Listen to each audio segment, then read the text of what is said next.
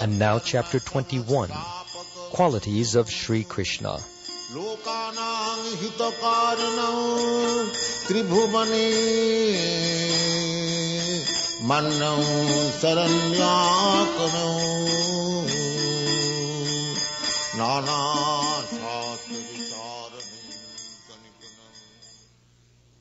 Personal features can be divided into two.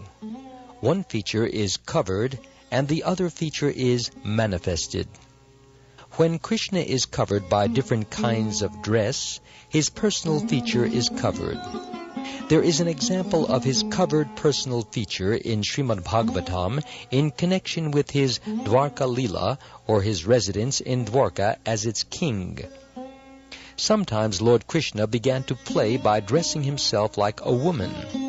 Seeing this form, Uddhava said, quote, "How wonderful it is that this woman is attracting my ecstatic love, exactly as Lord Krishna does. I think she must be Krishna covered by the dress of a woman." Unquote. One devotee praised the bodily features of Krishna when he saw the Lord in his manifested personal feature. He exclaimed, quote, "How wonderful is the personal feature of Lord Krishna! How his neck is just like a conch shell. His eyes are so beautiful, as though they themselves were encountering the beauty of a lotus flower. His body is just like a tamal tree, very blackish. His head is protected with a canopy of hair. There are the marks of Srivatsa on his chest, and he is holding his conch shell. By such beautiful bodily features, the enemy of the demon Madhu has appeared so pleasing that he can bestow upon me transcendental bliss simply by my seeing his transcendental qualities." Unquote.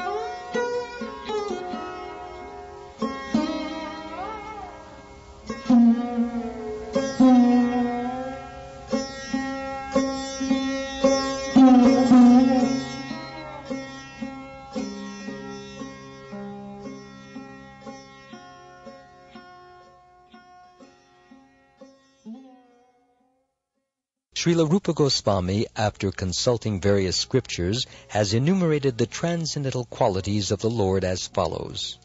1. Beautiful features of the entire body.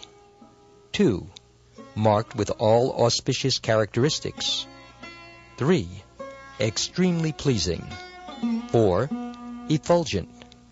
5. Strong. 6. Ever youthful. 7. Wonderful linguist. 8. Truthful. 9. Talks pleasingly. 10. Fluent. 11. Highly learned. 12. Highly intelligent. 13. A genius. 14. Artistic. 15. Extremely clever. 16. Expert. 17. Grateful. 18. Firmly determined. 19. An expert judge of time and circumstances. 20. Sees and speaks on the authority of the Vedas or scriptures. 21. Pure. 22. Self-controlled. 23. Steadfast. 24. Forbearing. 25. Forgiving. 26. Grave. 27. Self-satisfied. 28. Possessing equilibrium. 29. Magnanimous. 30. Religious. 31. Heroic. 32. Compassionate. 33. Respectful. 34. Gentle. 35. Liberal. 36. Shy. 37. The protector of surrendered souls. 38. Happy. 39. The well-wisher of devotees. 40. Controlled by love. 41. All auspicious. 42. Most powerful. 43. All famous. 44. Popular. 45. Partial to devotees. 46. Very attractive to all women. 47. All worshipable. 48. All opulent. 49. All honorable. 50. The Supreme Controller. The Supreme Personality of Godhead has all these 50 transcendental qualities in fullness as deep as the ocean. In other words, the extent of his qualities is inconceivable.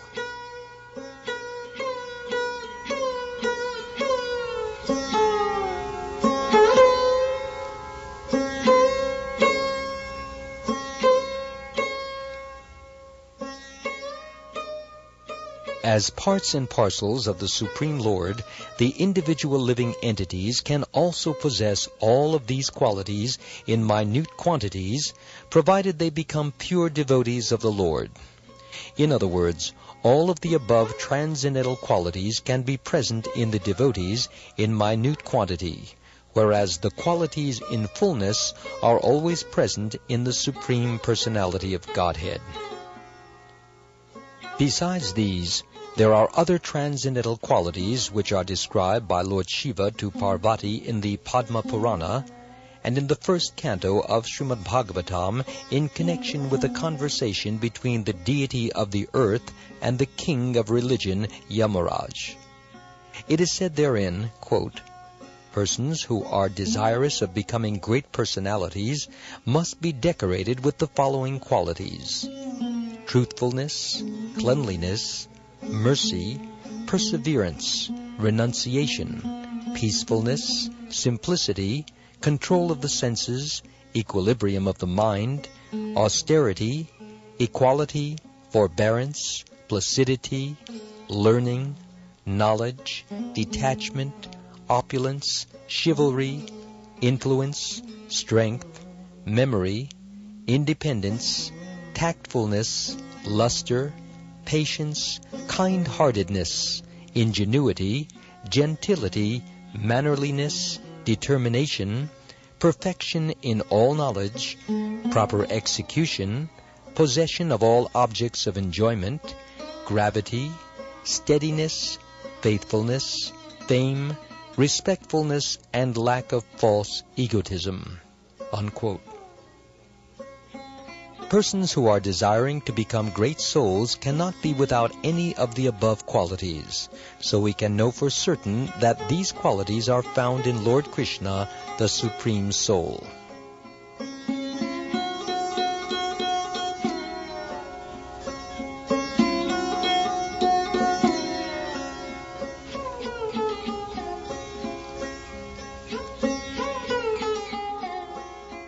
Besides all of the above-mentioned 50 qualities, Lord Krishna possesses 5 more, which are sometimes partially manifested in the persons of Lord Brahma or Lord Shiva.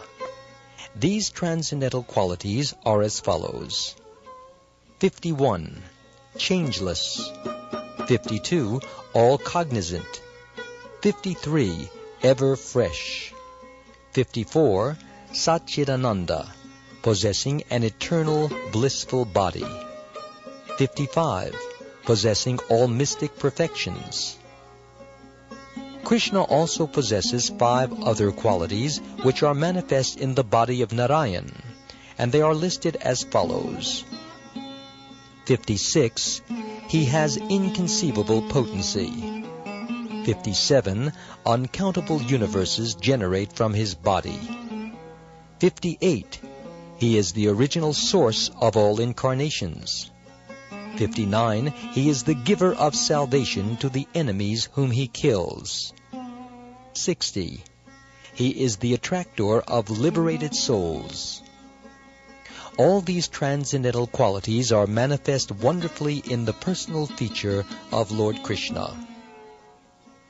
Besides these 60 transcendental qualities, Krishna has 4 more, which are not manifest even in the Narayan form of Godhead, what to speak of the demigods or living entities. They are as follows. 61. He is the performer of wonderful varieties of pastimes, especially his childhood pastimes. 62. He is surrounded by devotees endowed with wonderful love of Godhead. 63. He can attract all living entities all over the universes by playing on his flute. 64. He has a wonderful excellence of beauty, which cannot be rivaled anywhere in the creation. Adding to the list these 4 exceptional qualities of Krishna, it is to be understood that the aggregate number of qualities of Krishna is 64. Srila Rupa Goswami has attempted to give evidences from various scriptures about all 64 qualities present in the person of the Supreme Lord.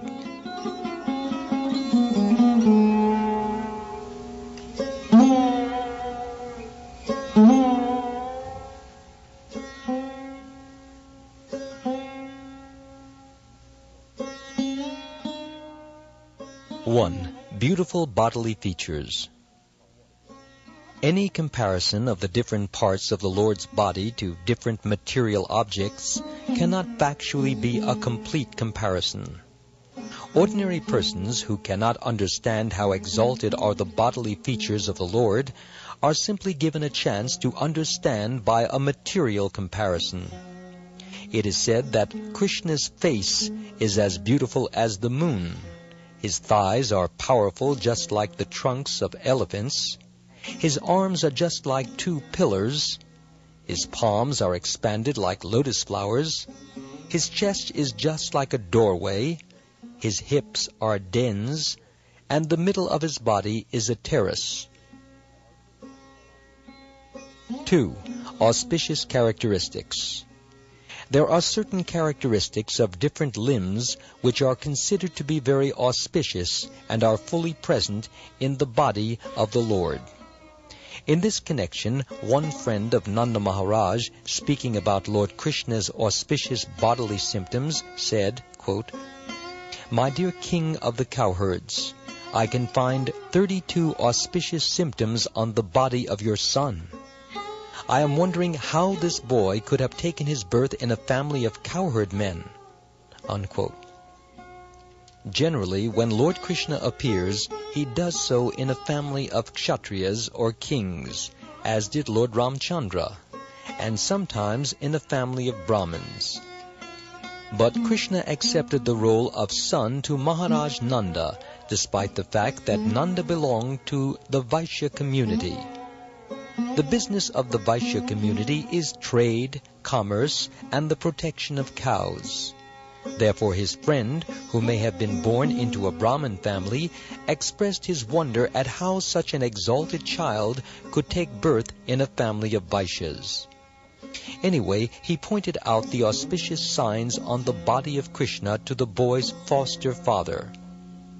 He continued, quote, "This boy has a reddish luster in 7 places: his eyes, the ends of his hands, the ends of his legs, his palate, his lips, his tongue, and his nails. A reddish luster in these 7 places is considered to be auspicious. 3 parts of his body are very broad, his waist, forehead, and chest. 3 parts of his body are short, his neck, thighs, and genitals. 3 parts of his body are very deep, his voice, intelligence, and navel. There is a highness in 5 parts of his body, his nose, arms, ears, forehead, and thighs. In 5 parts of his body there is fineness, his skin, the hairs on his head and on the other parts of his body, his teeth, and his fingertips. The aggregate of all these bodily features is manifest only in the bodies of great personalities. The fate lines on the palm are also considered to be auspicious bodily symptoms. In this connection, one old gopi informed King Nanda, quote, "Your son possesses various wonderful fate lines on his palms. There are the signs of lotus flowers and wheels on his palms, and on his soles there are the signs of a flag, a thunderbolt, a fish, a rod for controlling elephants, and a lotus flower. Please observe how auspicious these signs are." Unquote.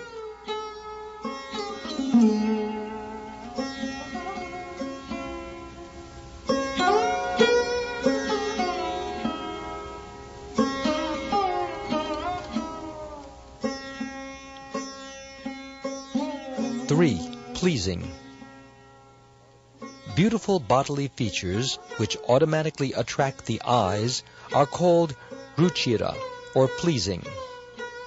Krishna possesses this attractive feature of ruchira in his personal features.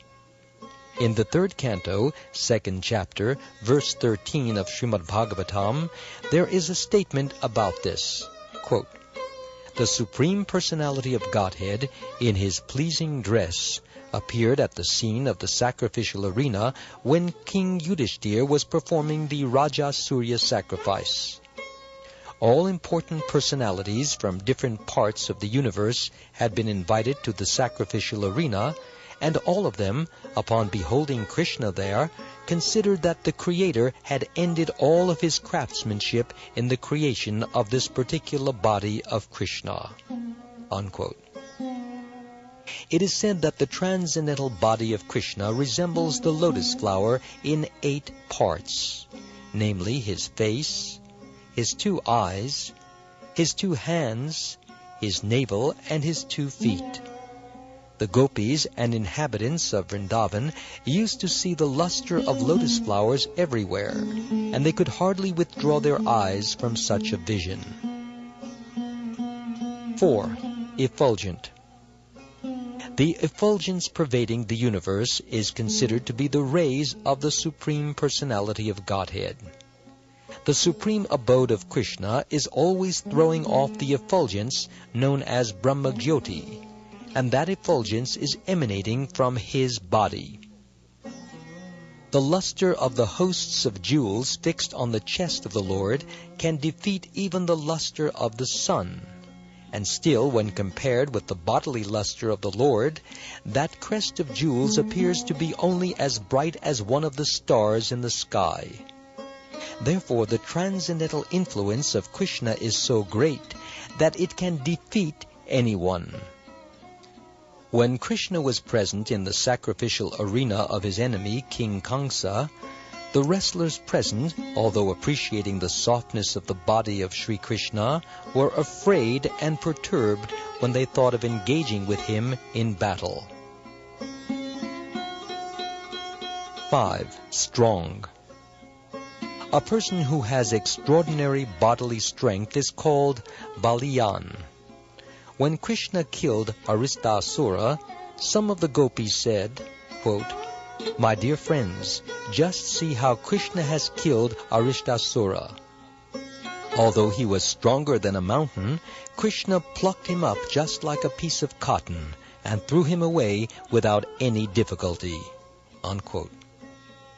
There is another passage wherein it is said, quote, "O my dear devotees of Lord Krishna, may the left hand of Lord Krishna, which has lifted Govardhan Hill like a ball, save you from all dangers." Unquote.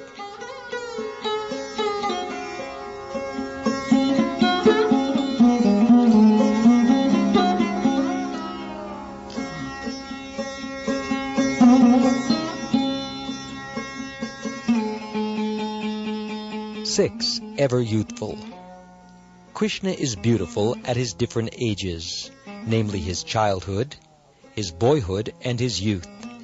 Out of these three, his youth is the reservoir of all pleasures, and is the time when the highest varieties of devotional service are acceptable. At that age, Krishna is full with all transcendental qualities and is engaged in his transcendental pastimes. Therefore, devotees have accepted the beginning of his youth as the most attractive feature in ecstatic love. At this age, Krishna is described as follows, quote, "The force of Krishna's youth was combined with his beautiful smile, which defeated even the beauty of the full moon. He was always nicely dressed, in beauty surpassing even Cupid, and he was always attracting the minds of the gopis, who were thereby always feeling pleasure." Unquote. 7. Wonderful linguist. Rupa Goswami says that a person who knows the languages of different countries, especially the Sanskrit language, which is spoken in the cities of the demigods, as well as other worldly languages, including those of the animals, is called a wonderful linguist.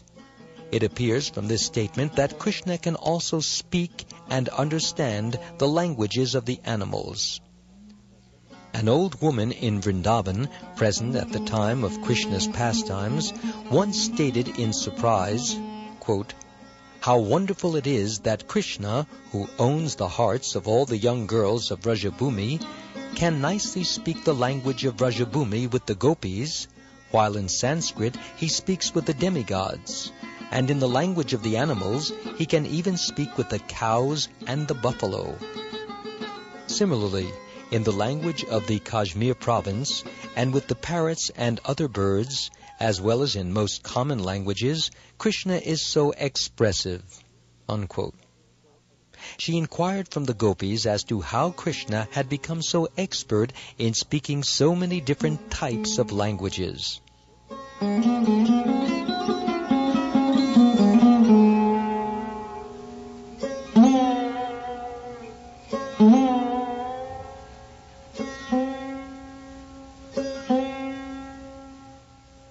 8. Truthful. A person whose word of honor is never broken is called truthful. Krishna once promised Kunti, the mother of the Pandavas, that he would bring her 5 sons back from the battlefield of Kurukshetra. After the battle was finished, when all the Pandavas had come home, Kunti praised Krishna because his promise was so nicely fulfilled. She said, quote, "Even the sunshine may one day become cool, and the moonshine one day become hot, but still your promise will not fail." Unquote. Similarly, when Krishna, along with Bhima and Arjuna, went to challenge Jarasandha, he plainly told Jarasandha that he was the eternal Krishna, present along with 2 of the Pandavas. The story is that both Krishna and the Pandavas, in this case Bhima and Arjuna, were Kshatriyas or warrior kings. Jarasandha was also a Kshatriya and was very charitable toward the Brahmins. Thus Krishna, who had planned to fight with Jarasandha, went to him with Bhima and Arjuna in the dress of Brahmins. Jarasandha, being very charitable toward the Brahmins, asked them what they wanted, and they expressed their desire to fight with him. Then Krishna, dressed as a Brahmin, declared himself to be the same Krishna who is the king's eternal enemy. 9. Pleasing talker. A person who can speak sweetly even with his enemy, just to pacify him, is called a pleasing talker. Krishna was such a pleasing talker that after defeating his enemy Kaliya in the water of the Yamuna, he said, quote, "My dear king of the snakes, although I have given you so much pain, please do not be dissatisfied with me. It is my duty to protect these cows, which are worshipped even by the demigods. Only in order to save them from the danger of your presence have I been obliged to banish you from this place." Unquote. Kaliya was residing within the water of the Yamuna, and as a result, the back portion of that river had become poisoned. Thus so many cows who had drunk the water had died. Therefore Krishna, even though he was only 4 or 5 years old, dipped himself into the water, punished Kaliya very severely, and then asked him to leave the place and go elsewhere. Krishna said at that time that the cows are worshipped even by the demigods, and he practically demonstrated how to protect the cows. At least people who are in Krishna consciousness should follow in his footsteps and give all protection to the cows. Cows are worshipped not only by the demigods. Krishna himself worshipped the cows on several occasions, especially on the days of Gopashtami and Govardhan Puja.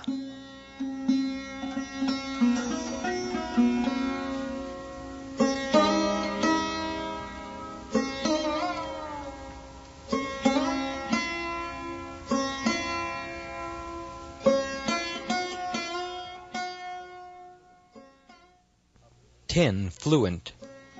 A person who can speak meaningful words and with all politeness and good qualities is called Vavaduka, or fluent. There is a nice statement in Srimad Bhagavatam regarding Krishna speaking politely. When Krishna politely bade his father, Nanda Maharaj, to stop the ritualistic offering of sacrifice to the rain god, Indra, a wife of one village cowherd man became captivated. She later thus described the speaking of Krishna to her friends, quote, "Krishna was speaking to his father so politely and gently that it was as if he were pouring nectar into the ears of all present there. After hearing such sweet words from Krishna, who will not be attracted to him?" Unquote. Krishna's speech, which contains all good qualities in the universe, is described in the following statement by Uddhava, quote, "The words of Krishna are so attractive that they can immediately change the heart of even his opponent.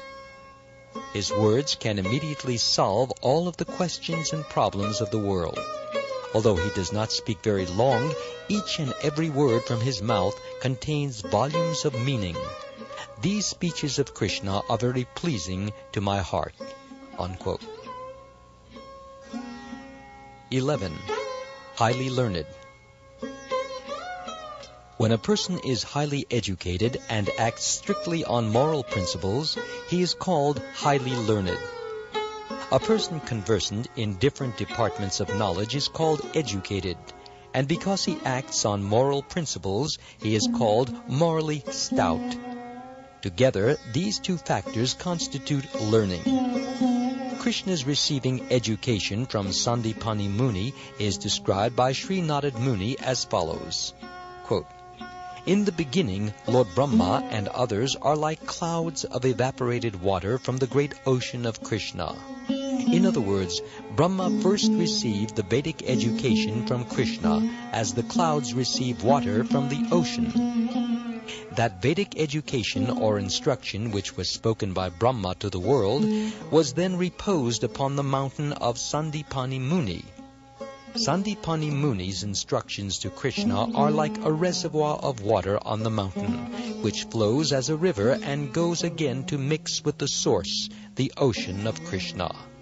Unquote. To be more clear, the idea is that Krishna actually cannot be instructed by anyone, just as the ocean does not receive water from any source but itself. It only appears that the rivers are pouring water into the ocean.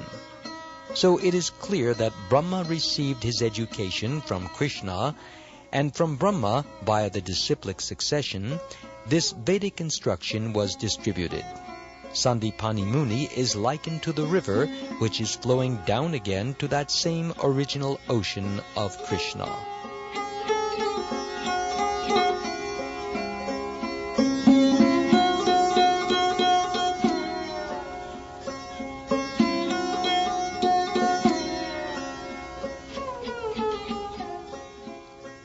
The Siddhas, the inhabitants of Siddhaloka, where all are born with fully developed mystic powers, and the Charanas, the inhabitants of a similar planet, pray to Krishna as follows.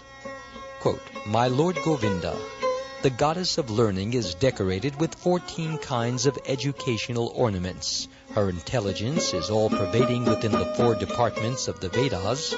Her attention is always on the law books given by great sages like Manu, and she is apparelled in 6 kinds of expert knowledge, namely Vedic evidence, grammar, astrology, rhetoric, vocabulary, and logic. Her constant friends are the supplements of the Vedas, the Puranas, and she is decorated with the final conclusion of all education. And now she has acquired an opportunity to sit with you as a class friend in school, and she is now engaged in your service. Unquote. Krishna, the Supreme Personality of Godhead, does not require any education, but he gives a chance to the goddess of learning to serve him. Being self-sufficient, Krishna does not require the service of any living entity, although he has many devotees. It is because Krishna is so kind and merciful that he gives everyone the opportunity to serve him, as though he required the service of his devotees.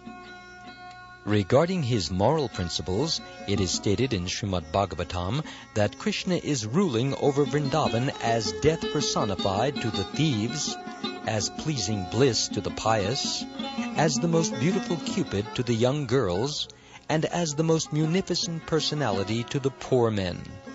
He is as refreshing as the full moon to his friends, and to his opponents he is the annihilating fire generated from Lord Shiva. Krishna is therefore the most perfect moralist in his reciprocal dealings with different kinds of persons. When he is death personified to the thieves, it is not that he is without moral principles or that he is cruel. He is still kind, because to punish thieves with death is to exhibit the highest quality of moral principles. In Bhagavad Gita also, Krishna says that he deals with different kinds of persons according to their dealings with him. Krishna's dealings with devotees and with non-devotees, although different, are equally good. Because Krishna is all good, his dealings with everyone are always good.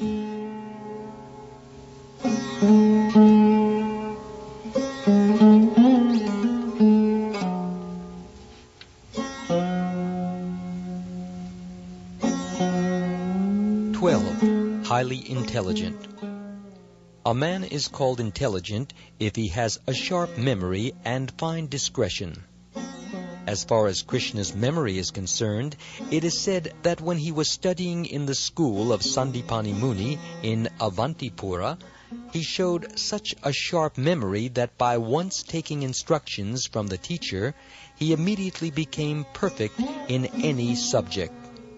Actually, his going to the school of Sandipani Muni was to show the people of the world that however great or ingenious one may be, he must go to higher authorities for general education. However great one may be, he must accept a teacher or spiritual master. Krishna's fine discretion was exhibited when he was fighting with the untouchable king who attacked the city of Mathura. According to Vedic rites, those who are untouchable are not to be touched by the Kshatriya kings, not even for killing. Therefore, when the untouchable king seized the city of Mathura, Krishna did not think it wise to kill him directly with his own hand. Still, the king had to be killed, and therefore Krishna decided with fine discretion that he should flee from the battlefield so that the untouchable king would chase him. He could then lead the king to the mountain where Muchukunda was lying asleep. Muchukunda had received a benediction from Kartikeya to the effect that when he awoke from his sleep, whomever he might see would at once be burnt to ashes. Therefore, Krishna thought it wise to lead the untouchable king to that cave, so that the king's presence would awaken Muchukunda, and he would at once be burnt to ashes.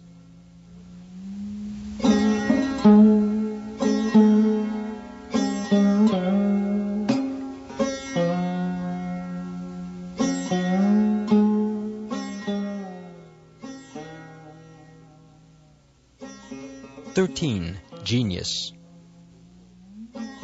A person is called a genius when he can refute any kind of opposing element with newer and newer arguments. In this connection, there is a statement in Padyavali which contains the following conversation between Krishna and Radha. One morning when Krishna came to Radha, Radha asked him, quote, "My dear Keshava, where is your Vasa at present?" Unquote. The Sanskrit word vasa has three meanings. One meaning is residence, one meaning is fragrance, and another meaning is dress. Actually, Radharani inquired from Krishna, "Where is your dress?" But Krishna took the meaning as residence, and he replied to Radharani, "My dear captivated one, at the present moment my residence is in your beautiful eyes."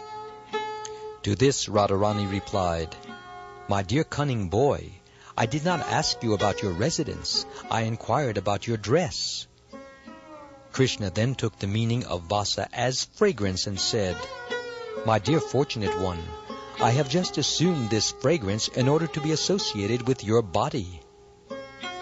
Srimati Radharani again inquired from Krishna, "Where did you pass your night?" The exact Sanskrit word used in this connection was yamanyamushita. Yamanyam means at night, and ushita means pass. Krishna, however, divided the word yamanyamushita into two separate words, namely yamanya and mushita. By dividing this word into two, it came out to mean that he was kidnapped by Yamini, or night. Krishna therefore replied to Radharani, "My dear Radharani, is it possible that night can kidnap me?" In this way he was answering all of the questions of Radharani so cunningly that he gladdened this dearest of the gopis. 14. Artistic. One who can talk and dress himself very artistically is called Vidagdha. This exemplary characteristic was visible in the personality of Sri Krishna. It is spoken of by Radharani as follows, quote, "My dear friend, just see how Krishna has nicely composed songs, and how he dances and speaks funny words and plays on his flute, wearing such nice garlands. He has dressed himself in such an enchanting way as though he had defeated all kinds of players at the chessboard. He lives wonderfully at the topmost height of artistic craftsmanship." Unquote.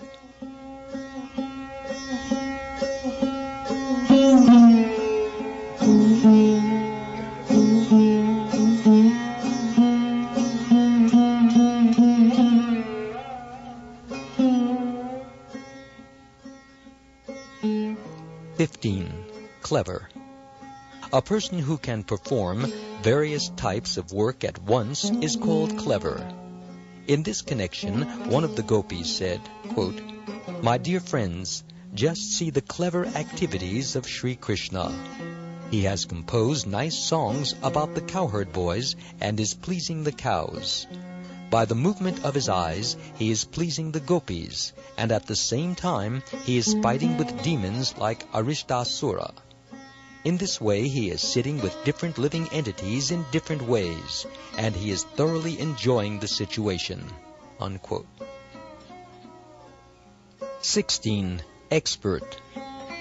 Any person who can quickly execute a very difficult task is called expert.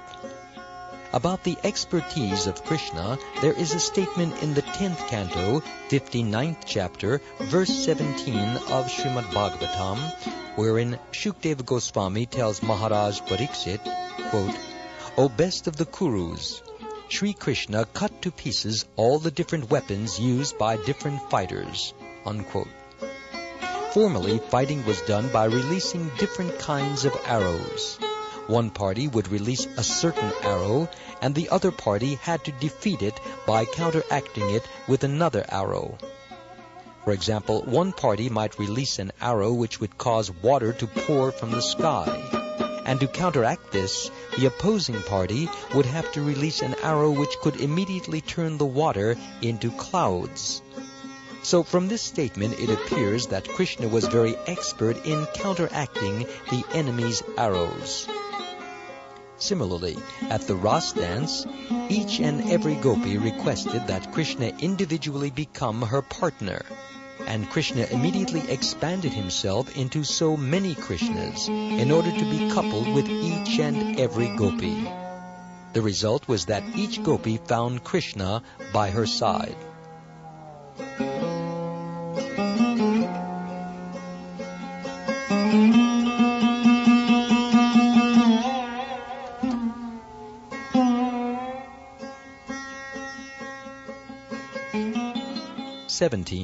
Grateful.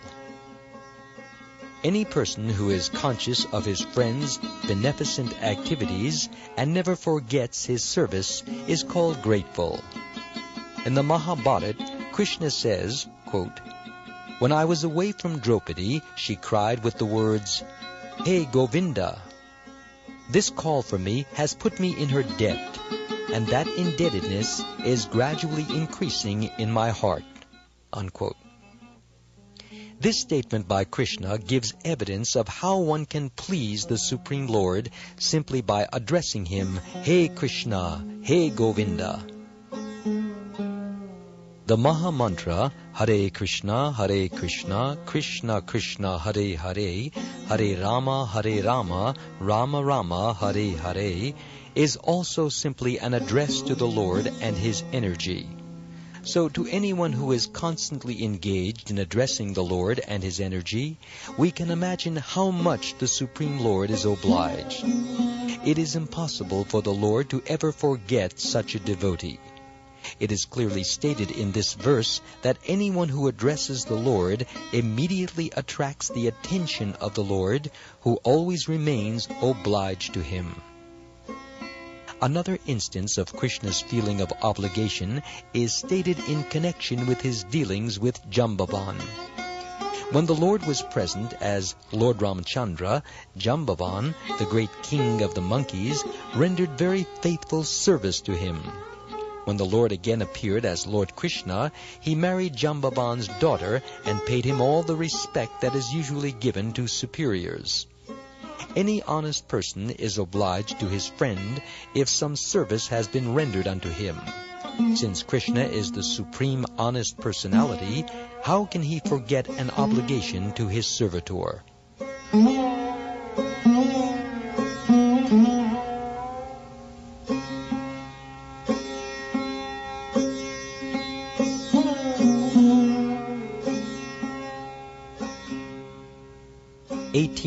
Determined. Any person who observes regulative principles and fulfills his promises by practical activity is called determined.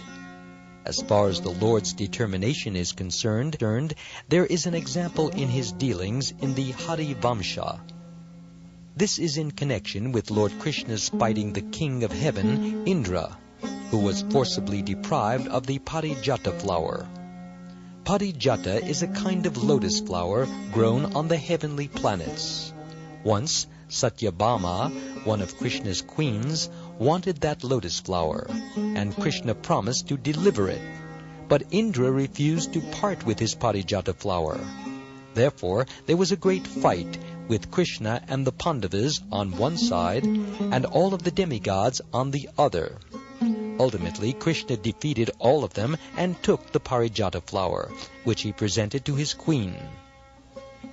So in regard to that occurrence, Krishna told Narad Muni, quote, "My dear great sage of the demigods, now you can declare to the devotees in general, and to the non-devotees in particular, that in this matter of taking the parijata flower, all the demigods, the Gandharvas, the Nagas, the demon Rakshasas, the Yakshas, the Panagas, tried to defeat me, but none could make me break my promise to my queen."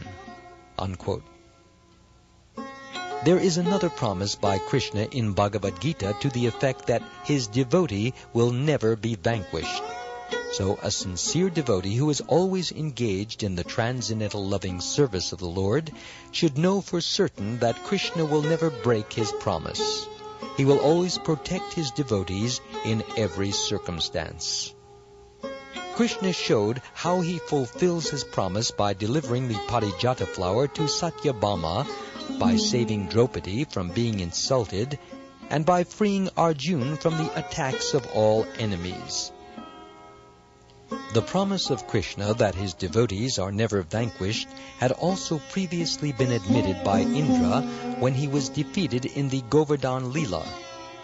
When Krishna stopped the villagers of Vraja or Vrindavan from worshipping Indra, Indra became angry and therefore inundated Vrindavan with continuous rain. Krishna, however, protected all of the citizens and animals of Vrindavan by lifting Govardhan Hill, which served as an umbrella. When the incident was over, Indra surrendered to Krishna with many prayers in which he admitted, quote, "By your lifting Govardhan Hill and protecting the citizens of Vrindavan, you have kept your promise that your devotees are never to be vanquished." Unquote.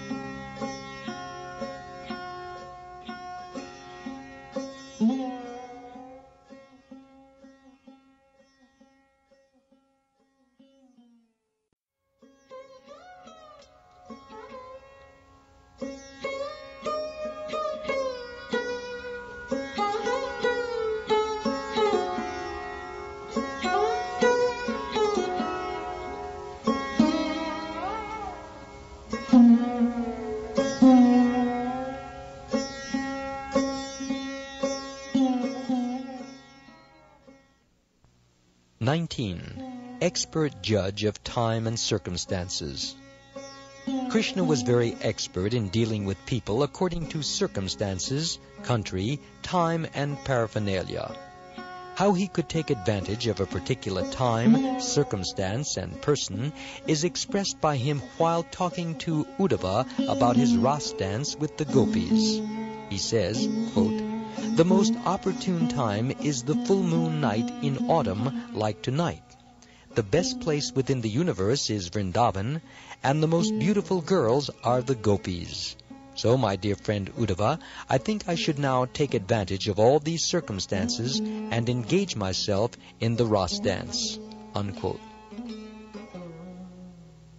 20. Seer by the authority of the Scriptures.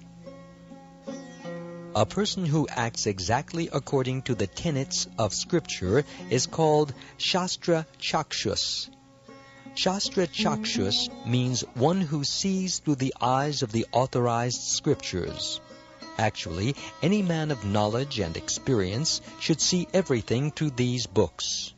For example, with our naked eye, we perceive the sun globe simply as some glaring substance.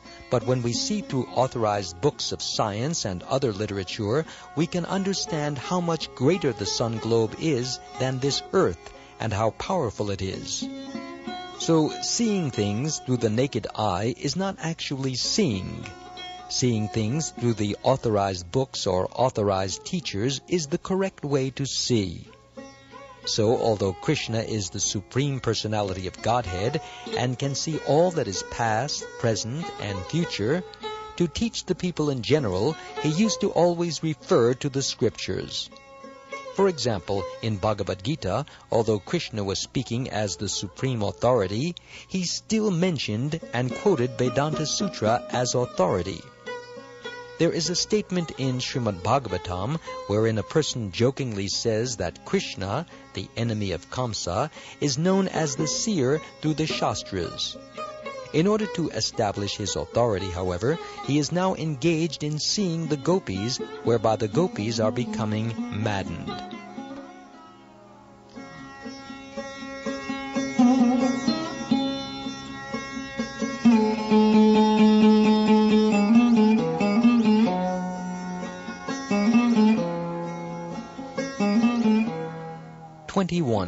Pure. There are two kinds of supreme purity. When one type is possessed, one is able to deliver a sinful person. When the other type is possessed, one does not do anything which is impure. A person who possesses either of these qualities is called supremely pure. Krishna is both. He can deliver all sinful conditioned souls, and at the same time, he never does anything by which he can be contaminated.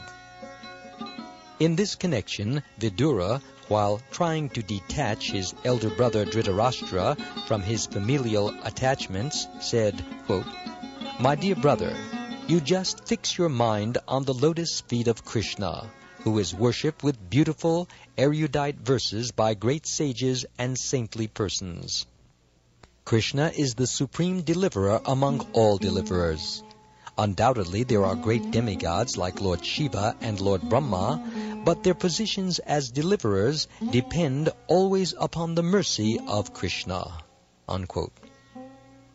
Therefore, Vidura advised his elder brother Dhritarashtra to concentrate his mind and worship only Krishna. If one simply chants the holy name of Krishna, this holy name will rise within one's heart like the powerful sun, and will immediately dissipate all the darkness of ignorance. Vidura advised Dhritarashtra to therefore think always of Krishna, so that the volumes of contaminations due to sinful activities would be washed off immediately. In Bhagavad Gita also, Krishna is addressed by Arjuna as Param Brahma Param Dhamma Pavitram, the supreme pure.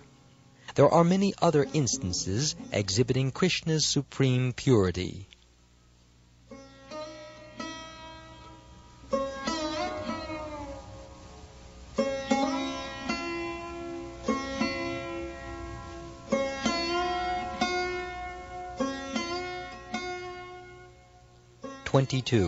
Self-controlled.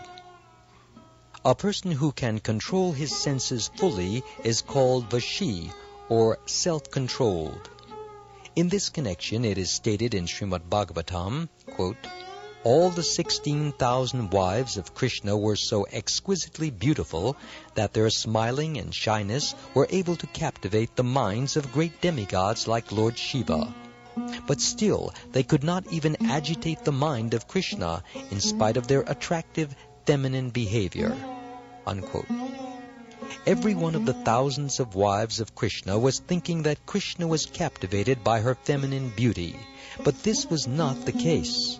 Krishna is therefore the supreme controller of the senses, and this is admitted in the Bhagavad Gita, where he is addressed as Rishikesh, the master of the senses. 23. Steadfast. A person who continues to work until his desired goal is achieved is called steadfast. There was a fight between Krishna and King Jambavan, and Krishna was to take the valuable Syamantaka jewel from the king. The king tried to hide himself in the forest, but Krishna would not become discouraged. Krishna finally got the jewel by seeking out the king with great steadfastness. 24. Forbearing. A person who tolerates all kinds of troubles, even though such troubles appear to be unbearable, is called forbearing.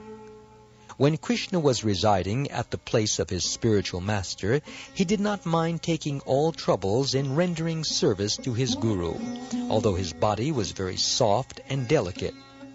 It is the duty of the disciple to execute all services unto the spiritual master, despite all kinds of difficulties.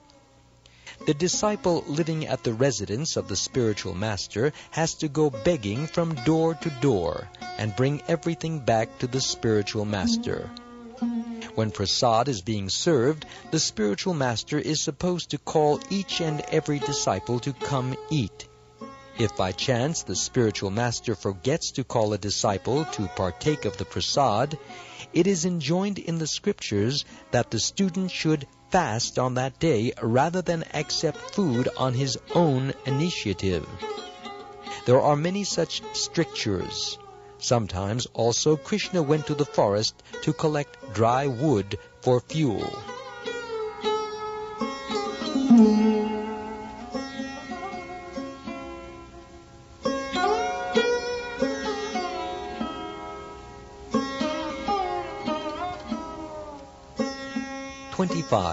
Forgiving.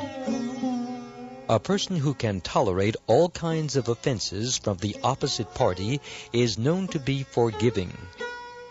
Lord Krishna's forgiving quality is described in the Shishupal Vadha in connection with his forbidding the killing of Shishupal. King Shishupal was the monarch of the Chedi kingdom, and although he happened to be a cousin of Krishna's, he was always envious of him. Whenever they would meet, Shishupal would try to insult Krishna and call him ill names as much as possible.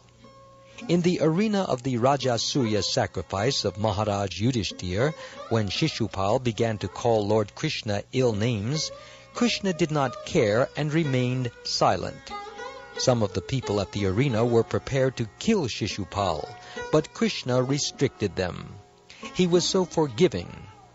It is said that when there is a thundering sound in the clouds, the mighty lion immediately replies with his thundering roar. But the lion doesn't care when all the foolish jackals begin to make their less important sounds.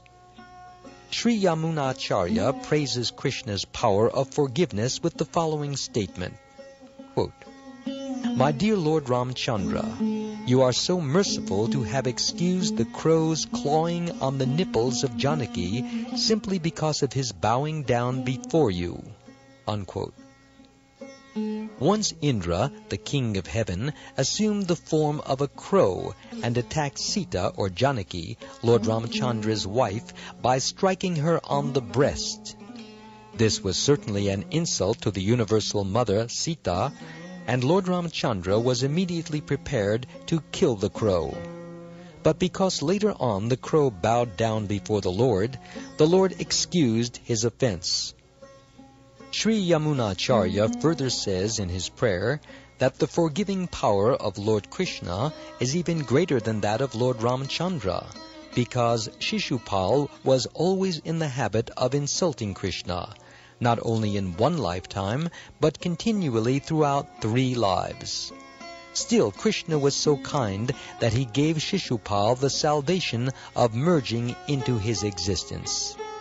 From this we can understand that the goal of the monist, to merge into the effulgence of the Supreme, is not a very difficult problem. Persons like Shishupal, who are consistently inimical to Krishna, can also get this liberation.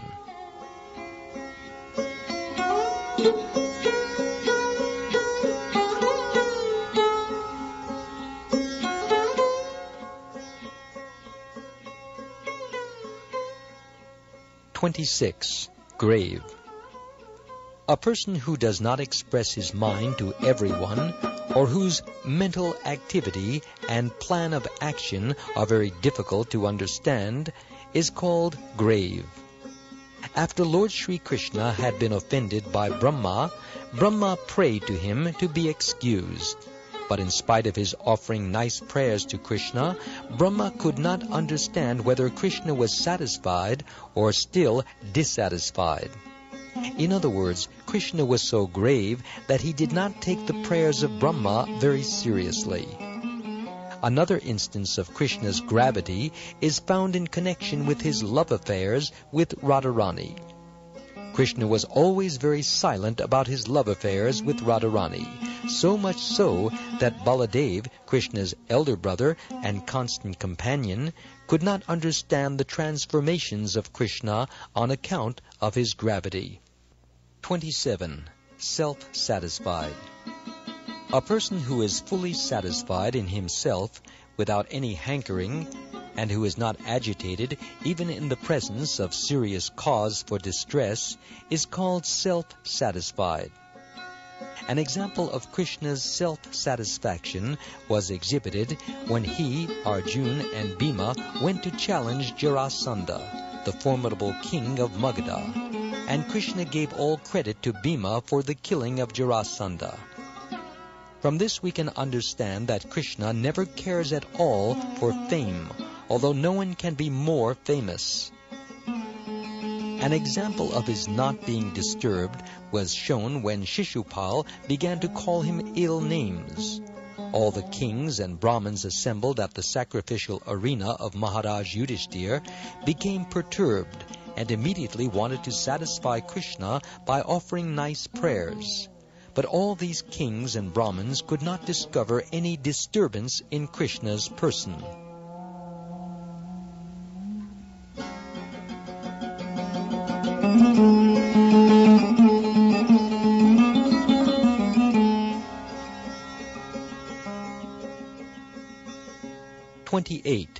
Possessing equilibrium. A person who is unaffected by attachment and envy is said to possess equilibrium. An example of Krishna's equilibrium is given in the 10th canto, 16th chapter, verse 33 of Srimad Bhagavatam, in connection with his chastising Kaliya, the 100-headed serpent. While Kaliya was being severely punished, all of his wives appeared before the Lord and prayed as follows, quote, "Dear Lord, you have descended to punish all kinds of demoniac living creatures. Our husband, this Kaliya, is a greatly sinful creature, and so your punishment for him is quite appropriate. We know that your punishment for your enemies and your dealings with your sons are both the same. We know that it is in thinking of the future welfare of this condemned creature that you have chastised him." Unquote. In another prayer it is said, quote, "My dear Lord Krishna, best of all the Kuru dynasty, you are so impartial that if even your enemy is qualified, you will reward him. And if one of your sons is a culprit, you will chastise him. This is your business, because you are the supreme author of the universes. You have no partiality. If anyone finds any partiality in your characteristics, he is surely mistaken." Unquote.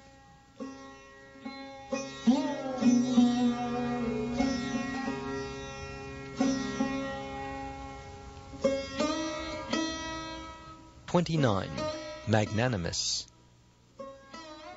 Any person who is very charitably disposed is called magnanimous. When Krishna was reigning over Dwarka, he was so magnanimous and charitably disposed that there was no limit to his charity. In fact, so great was his charity in Dwarka that even the spiritual kingdom, with all of its opulence of Chintamani or touchstone, desire trees, and Surabhi cows, was surpassed. In the spiritual kingdom of Lord Krishna, named Goloka Vrindavan, there are Surabhi cows which give unlimited quantities of milk. There are desire trees from which anyone can take all kinds of fruits, as much as he may desire. The land is made of touchstone, which when touched to iron will transform it into gold.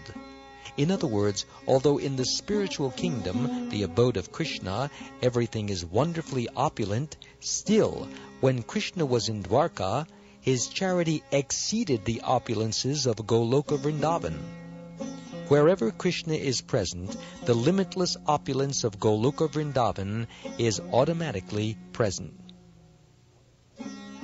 It is also stated that while Lord Krishna was living in Dwarka, he expanded himself into 16,108 forms, and each and every expansion resided in a palace with a queen. Not only was Krishna happily living with his queens in those palaces, but he was giving in charity from each palace an aggregate number of 13,054 cows completely decorated with nice clothing and ornaments. From each of Krishna's 16,108 palaces, these cows were given daily.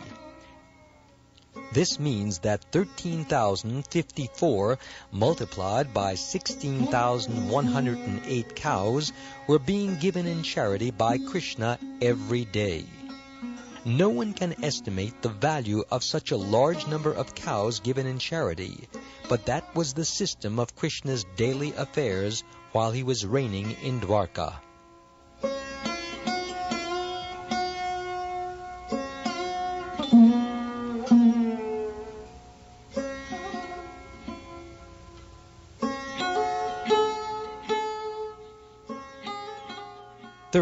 Religious. A person who personally practices the tenets of religion as they are enjoined in the Shastras, and who also teaches others the same principles, is called religious. Simply professing a kind of faith is not a sign of religiousness. One must act according to religious principles, and by his personal example he should teach others. Such a person is to be understood as religious. When Krishna was present on this planet, there was no irreligion. In this connection, Narad Muni once addressed Krishna jokingly, quote, "My dear Lord of the cowherd boys, your bulls are the representation of religion, while eating grass from the pasturing ground and moving on their 4 legs, have certainly eaten up all the grass of irreligion." Unquote. In other words, by the grace of Krishna, religious principles were so well cared for that hardly any irreligious activities could be found.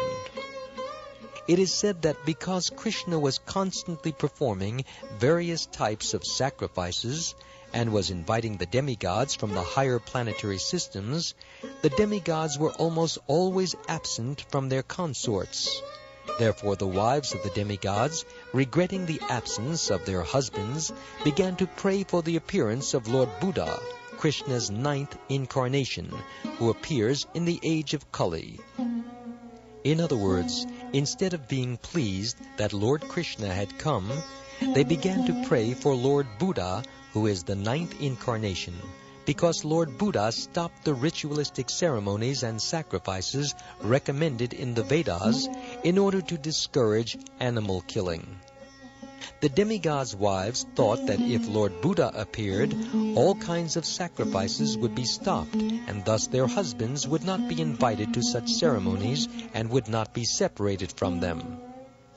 Sometimes it is inquired, why don't the demigods from higher planetary systems come to this Earth planet nowadays? The plain answer is that since Lord Buddha appeared and began to deprecate the performance of sacrifice in order to stop animal killing on this planet, the process of offering sacrifices has been stopped, and the demigods do not care to come here anymore.